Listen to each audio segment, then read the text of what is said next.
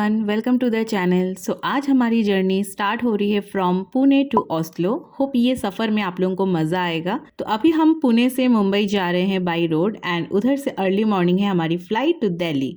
क्योंकि हम international fly कर रहे हैं तो we need 48 hours RTPCR test report. तो आज सुबह ही हमने वो करवा लिया था अपोलो से एंड रात तक हमें रिपोर्ट भी मिल गया था and obvious that report came negative. बहुत स्मूथ प्रोसेस था एंड पर person they charge 700 for this particular test. तो चलिए अभी जर्नी पे वापस चलते हैं।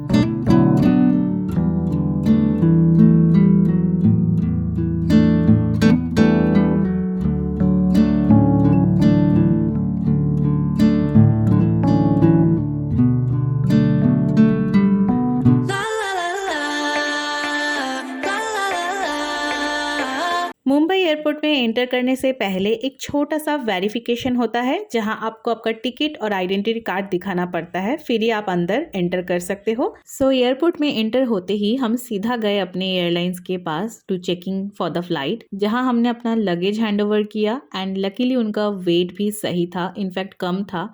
अगर ज़्यादा होता देन आपको एक्स्ट्रा चार्जेस पे करना पड़ता है और यहाँ से आपको आपका बोर्डिंग पास भी कलेक्ट करना पड़ता है। इसके बाद होता है सिक्योरिटी चेक, जहाँ आपके कैबिन बैग्स में जो भी मेटल इलेक्ट्रॉनिक्स के आइटम है वो सब आपको ट्रे में रखना पड़ता है एंड यहाँ बहुत ज़्यादा टाइम लगता है, तो इसीलिए हमेशा अपने हाथ में थोड़ा सा टाइम लेकर आना बेटर है। एंड मैं कैरी कर रही थी मेरे सारे इक्विपमेंट्स, तो मुझे यहाँ पे खास करके बहुत ज़्यादा टाइम लगा। क्योंकि हम बहुत पहले आ गए थे तो हमारे पास टाइम था, तो हमने सोचा क्यों ना हम थोड़े से शॉप को चेकआउट करते हैं कि क्या है कैसा है। तो यहाँ पे मैं कुछ बुक्स देख रही थी। कब टाइम बीत गया पता ही नहीं चला। सो अभी बोर्डिंग का टाइम हो गया है। So let's go to our boarding gate. और बोर्डिंग गेट तक पहुँचने के लिए instructions are everywhere that you can follow.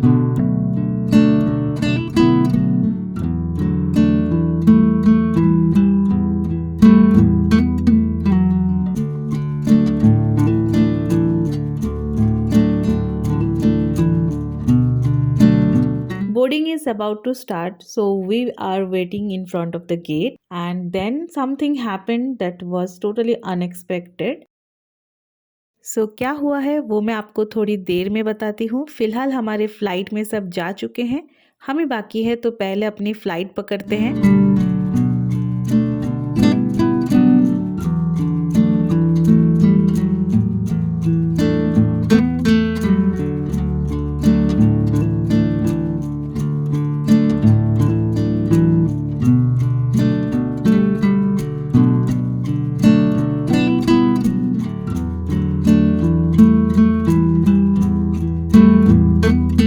हम फ्लाइट में बैठ चुके हैं। We were the last one और हम ट्रैवल कर रहे हैं एयर इंडिया से। यहाँ सत्य अभी जो हुआ उस बात को लेकर थोड़े से परेशान हैं।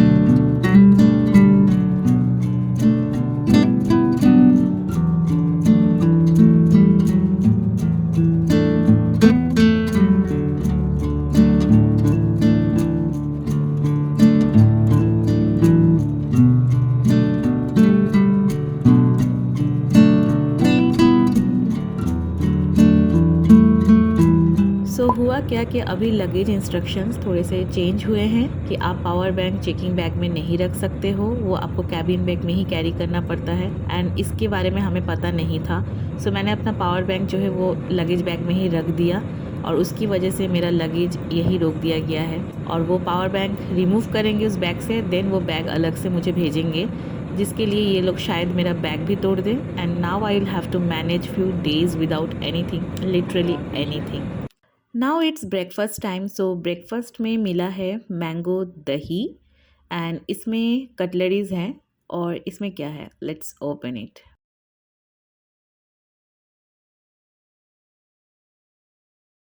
Okay, so here's cheese omelette, potatoes and beans. Nice. यहाँ पे वेज भी मिल जाता है, सो वेज नॉन वेज आप जैसा बोलोगे वैसा आपको मिल जाएगा। यहाँ है केचप, जैम एंड बटर भी है और यहाँ है बन एंड कपकेक। वाओ!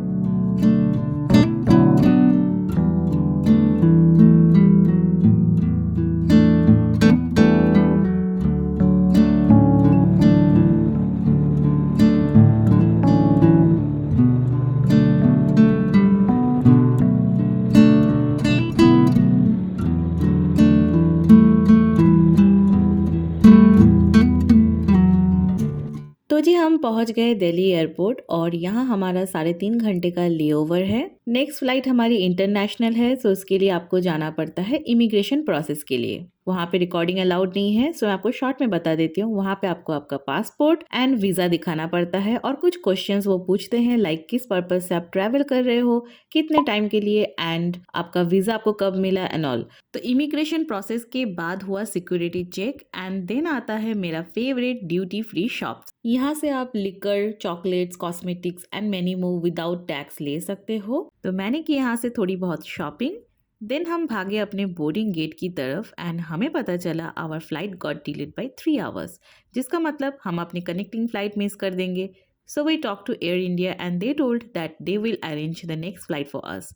सो हम थोड़े से रिलैक्स थे।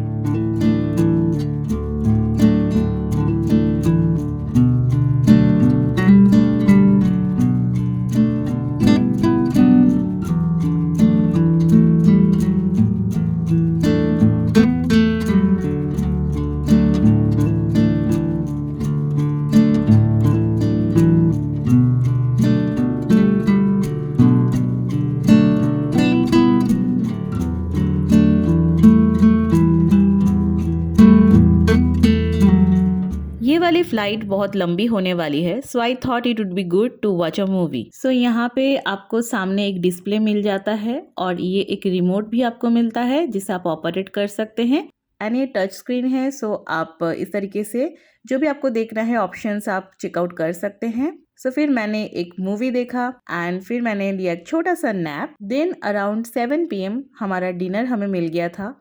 सो डिनर में था दही, पिकल, कस्टर्ड, देन देखते हैं यहाँ क्या है। ओके, आलू के पराठे और इसके नीचे भी कुछ है। यहाँ है दाल, rice and chicken curry. So let me enjoy my dinner with this lovely view. Wow!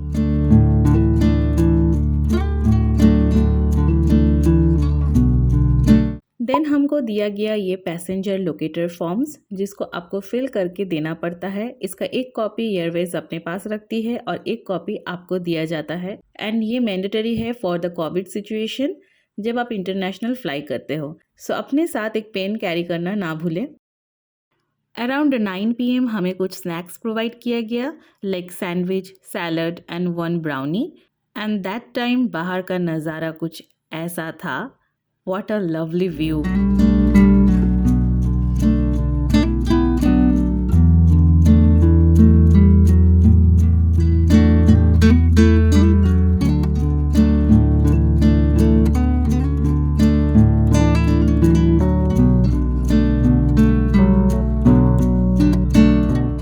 लंबे सफ़र के बाद हम पहुंच गए जर्मनी एंड ऊपर से व्यू बहुत ही अमेजिंग था। रात के 9 बज रहे थे। स्टिल यू कैन सी सूरज चाचू अभी भी एक्टिव हैं। ये देखकर मैं तो बड़ी खुश हो गई क्योंकि हमें रात को सूरज देखने की आदत नहीं है। This is something I was experiencing for the very first time. तो आप समझ ही पा रहे हो मैं कितनी ज़्यादा एक्साइटेड थी।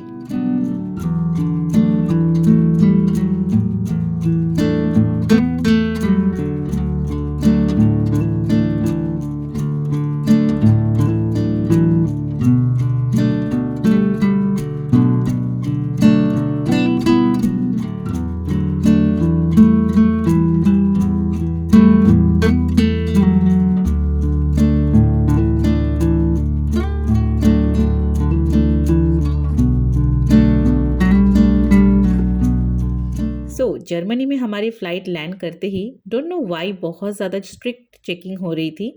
एनीवेज अगर आपके डॉक्यूमेंट्स क्लियर है then no need to worry. Now हमको लेकर जा रहे हैं फ्रैंकफर्ट एयरपोर्ट के अंदर। सनसेट हो रहा था and the runway was looking so beautiful. I have tried to vlog as much as I can with stuff. Hope आप लोगों को वीडियो अच्छी लग रही है।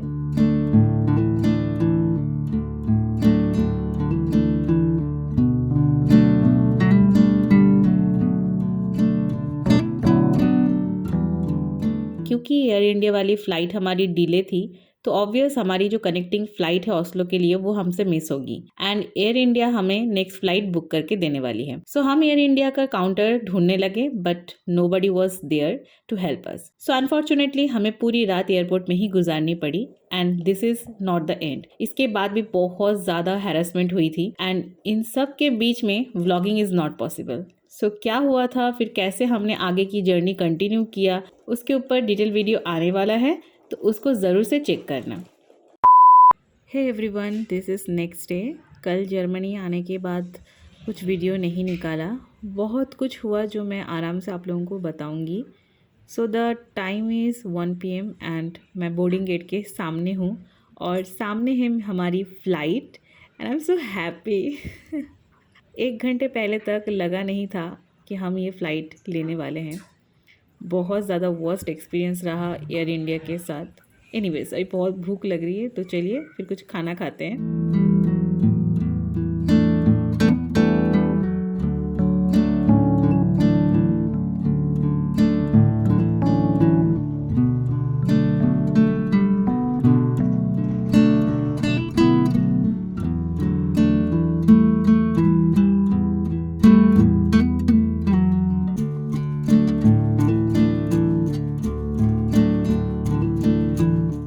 यहाँ पे बहुत सारे लोग वेट कर रहे हैं बोर्डिंग गेट ओपन होने का।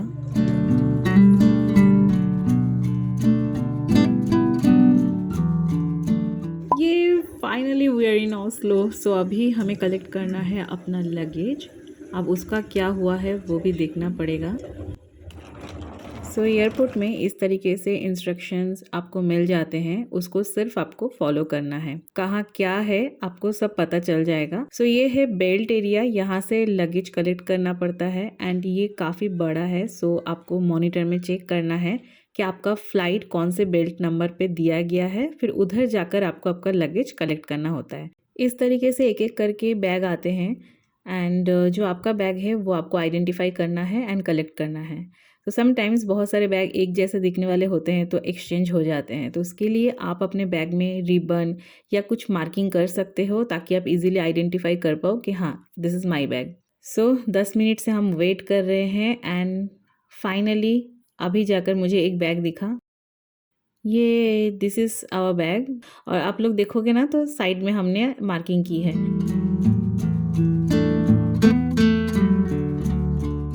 हमारे ये 3 बड़े बड़े बैग्स आ गए हैं, लेकिन और एक बैग है जो अभी तक आया नहीं है।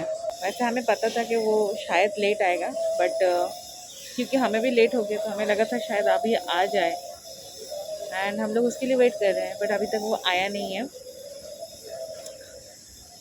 और उसमें मेरे सारे कपड़े हैं। सो मेरा लगेज नहीं आ रहा है, वो कल आएगा। हमें मेल आ गया तो अभी हम लोग खड़े नहीं रहते हैं, आगे के प्रोसेस के लिए जाते हैं।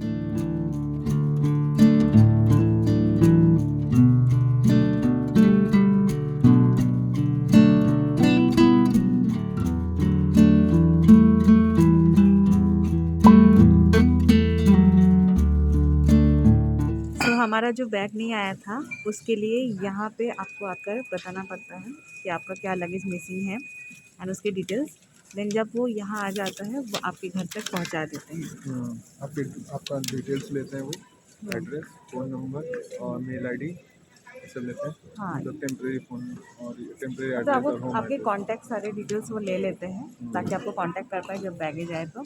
इसीलिए अगर कभी बैगेज मिसिंग हो तो आप जिस एयरलाइन से आ रहे हो उसको कांटेक्ट कीजिए एंड देन उसके बाद जहाँ पे आपका डेस्टिनेशन है वहाँ पे आप बता के रखिए। उसका ऐसा कुछ इंक्वायरी सेक्शन रहता है, तो अगर आप यहाँ आ रहे हो तो यहाँ पे आपको आना है। यहाँ पे आपको बताना है कि क्या मिसिंग हुआ है। वो लोग बेसिक डिटेल्स पूछेंगे, जैसे हमें पूछा कि बैग का कलर क्या था वगैरह, ये सब पूछेंगे। तो यहाँ पे आप बता देते हो तो जब वो आएगा वो आपको पहुँचा देंगे।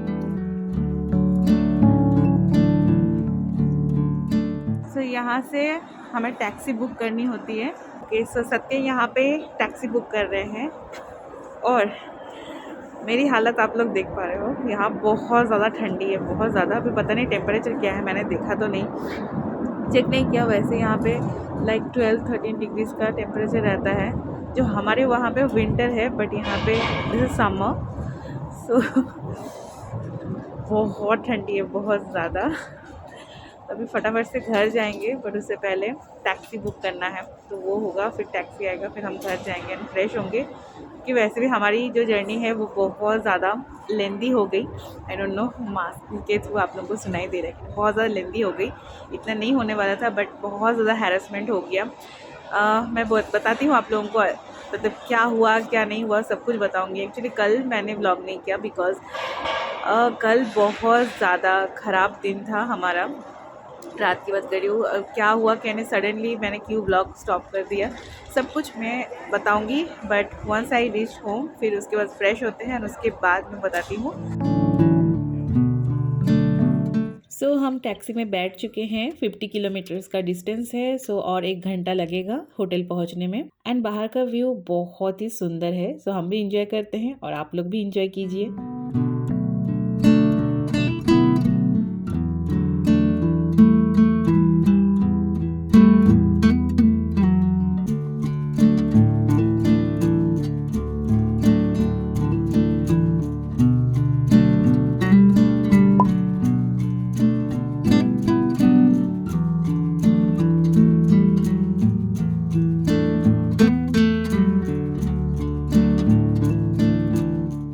मुझे बहुत ज़्यादा अच्छा लग रहा है ये कंट्री। जितनी भी थकान थी वो फट से गायब हो गई इतना सुंदर व्यू देखकर। वैसे सुना तो था कि Norway is most beautiful country in the world. अभी उसको एक्सप्लोर करेंगे हम साथ धीरे धीरे।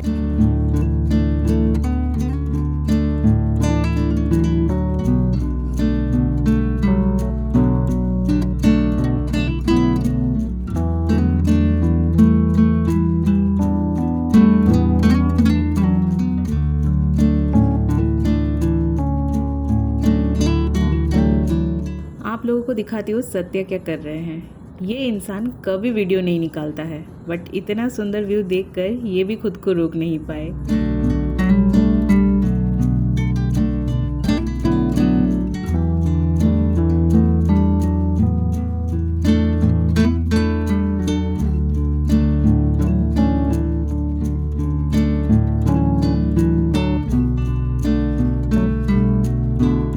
दूसरे वाली लेन में लगी है ट्रैफिक। जी हाँ, सही सुना आपने, ये ट्रैफिक है। यहाँ एक सेफ डिस्टेंस मेंटेन करना पड़ता है, ऐसा नहीं कि खाली है तो आप गाड़ी घुसा दो। और शुरू हो गई बारिश। यहाँ पे बहुत जल्दी जल्दी मौसम बदलता है।